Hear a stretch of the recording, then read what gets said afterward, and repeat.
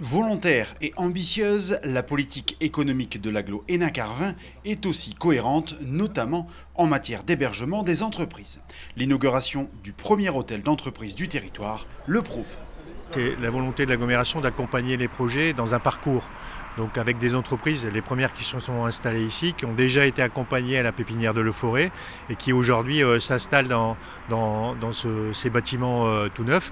Installé à Montigny-en-Goël, l'hôtel d'entreprise affiche déjà complet dès sa mise en service. L'agglomération a pris la décision de construire et de mettre à disposition parce qu'on a une demande qui est forte et que le privé n'arrive pas à fournir le nombre de bâtiments nécessaires. Martin Leblig, architecte du projet, nous explique quelle était la commande initiale de l'agglo Hénin-Carvin. On avait deux demandes, à la fois avoir une façade qui donne sur une cour de service, donc quelque chose de très technique, très fonctionnel, et de l'autre côté un besoin pour ces 6 cellules et ces 6 commerçants d'exister et d'avoir chacun un bout de façade qu'ils allaient pouvoir s'approprier.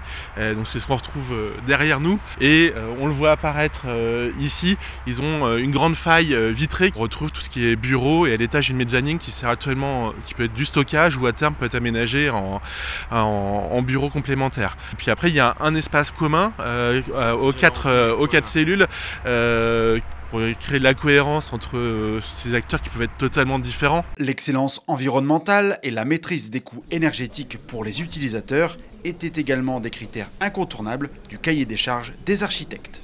Donc on a 6 cellules qui sont chacune 6 sheds qui en photo aérienne représentent un peu un arc de cercle qui suivent la course du soleil.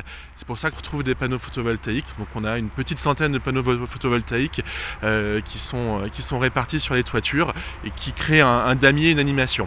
Conforme à la réglementation thermique RT 2012 et par anticipation à la réglementation environnementale RE 2020 avec l'utilisation du bois mais aussi des bacs acier et de béton produits à proximité, le cadre de travail des salariés a aussi été soigné. Une liaison verte et piétonne a été conçue pour accéder au bâtiment et un verger complète les aménagements environnementaux.